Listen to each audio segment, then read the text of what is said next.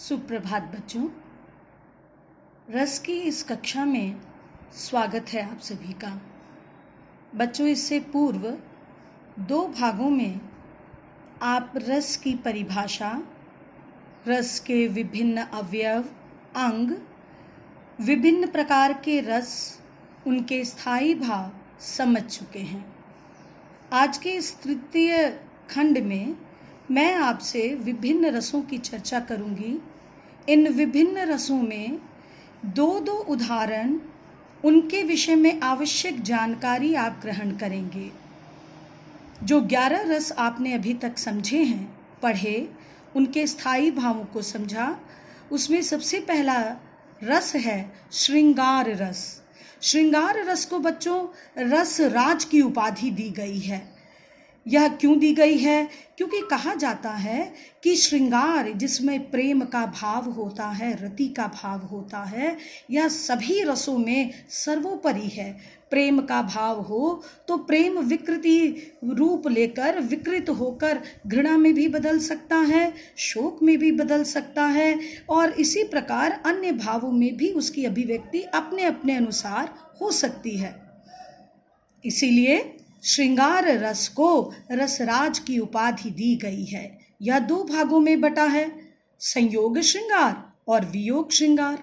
संयोग श्रृंगार जहां नायक नायिका का मिलन होता है, प्रेम का भाव होता है, दोनों के मिलन से उत्पन्न श्रृंगार रस को संयोग श्रृंगार कहा जाता है। और ठीक उसी समय यदि नायक नायिका का विरह हो जाए, विछोह हो जाए, दोनों में दूरी हो जाए, तो यह वियोग श्रृंगार के नाम से जाना जाता है। तो संयोग श्रृंगार जहां नायक नायिका का मिलन होता है, उससे संबंधित 2 उदाहरण आप देखें और इससे समझें। बतरस लालच लाल की, मुरली धरी लुकाई, सौंह करे भौं हनी हंसे, दैन कहे नटी जाई। श्रृंगार देखिए कैसे उभरता है इसमें। प्रेम का भाव, मिलन का भाव कैसे है कि बतरस लालच लाल की, केवल कृष्ण की आवाज सुनने के लिए गोपिकाएं विभिन्न प्रकार से उनके साथ दिक् किया करती थी, उनकी मुरली को लेकर छिपा देती थी। दोनों के बीच प्रेम का भाव है, कृष्ण का गोपियों के प्रति और गोपियों का कृष्ण के प्रति।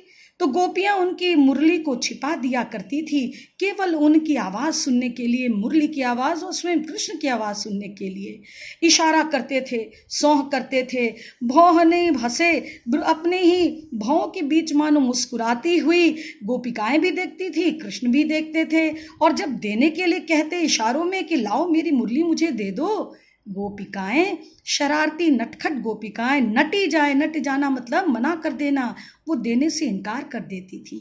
इस प्रकार दोनों में कितना प्रेम उभरता है। यह संयोग श्रृंगार का उदाहरण है। एक दूसरा उदाहरण देखें। कहत नटत रीझत खिझत, मिलत खिलत लजियात, भरे भौन में करत हैं नैनन ही सो बात।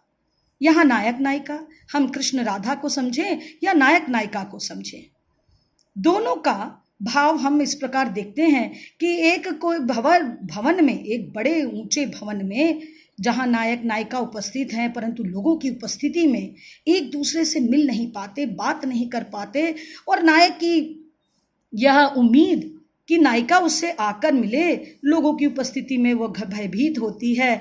जब वो कहते हैं तो वो मना कर देती है इशारों में, तो रीझते हैं उसके रूप पर, तो फिर खींचते भी हैं कि तुम मिलती क्यों नहीं हो। फिर जब मिलते हैं तो दोनों के बीच में प्रेम जन्म लेता है, खिल जाते हैं दोनों के चेहरे। नायिका लज्जित होकर, शर्मा कर, सकुचाकर आंखें नीची कर लेती हैं। इस प्रकार भरे भवन में जहां लोगों की उपस्थिति है, वहां नैनों से ही दोनों बातचीत कर लेते हैं। यह है संयोग श्रृंगार का उदाहरण। वियोग श्रृंगार जो श्रृंगार रस का दूसरा भाग है, अभिव्यक्ति वियोग के रूप में भी होती है। जब नायक नायिका का वियोग हो जाता है, विछोह हो जाता है, दूरी हो जाती है, तब वियोग जन्म लेता है। मीरा की ये पंक्तियां देखिए। निस दिन बरसत नयन हमारे, सदा रहती पावस ऋतु हम पे, जब ते श्याम सिधारे। ब्रज से जैसे ही कृष्ण विदा हुए तो गोपिकाएं रो रो कर रुदन करती हुई कहती हैं, मीरा की ये पंक्तियां हैं कि रोज अब तो पावस ऋतु मेरी आंखों में मानो बस ही गया है सदा के लिए। जिस प्रकार पावस ऋतु में वर्षा की झड़ी लगी रहती है, पानी बरसता ही रहता है, मेरे नेत्र भी, मेरे नयनों में भी मानो पावस ऋतु ने स्थायित्व ग्रहण कर लिया है। दिन रात मेरे नयन कृष्ण के विछोह में बरसते ही रहते हैं। जब से श्याम ब्रज का त्याग करके गए हैं, मेरे नेत्र तो मानो सावन की झड़ी की भांति बरसते चले जाते हैं। कृष्ण के विछोह को गोपिकाएं, जो उनकी प्रेमिका भी थी, वह उनके वियोग को सह नहीं पाती। दूसरा उदाहरण देखिए, सूर के भ्रमर गीत से फिर वही गोपिकाओं का उदाहरण कि अवधि आधार आस आवन की, तन मन बिथा सही, अब इन जोग संदेशन सुनी सुनी, बिरहन बिरह दही। गोपिकाएं कहती हैं उद्धव से कि अरे उसके आने की ही तो एक आस थी, एक आधार संबल था जीने के लिए, और ये तन मन सिर्फ इसी व्यथा को इसलिए सह रहा था क्योंकि यह आस थी कि कृष्ण कभी ना कभी तो लौटेंगे। लेकिन अब जो तुमने ये योग संदेशा दे दिया है, योग का संदेशा जो तुमने दिया है, सुन सुनकर हम विरहणियों के विरह की अग्नि तो और अधिक प्रज्वलित हो गई है। तुम कहते हो उद्धव कि अब वे लौटेंगे ही नहीं, यह क्यों सुना दिया तुमने? ये एक आधार था, एक आस थी कि वे आएंगे अवश्य। तन मन व्यथा तो सह रही थी, लेकिन इस आस में कि वे आएंगे हम सह रही थी। लेकिन जो तुमने संदेशा दिया योग का, योग करो और अपनी भावनाओं पर नियंत्रण करो, तो लगता है कि हम विरहणियों के विरह की अग्नि और अधिक धधक उठी है। यह है वियोग श्रृंगार।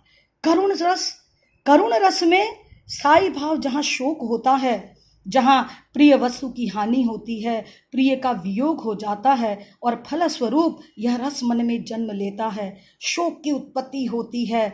उदाहरण देखिए, शोक विकल सब रो वहीं रानी, रूप सीलु बलु तेज बखानी, करहि बिलाप अनेक प्रकारा, परहि भूमि तल बारहि बारा।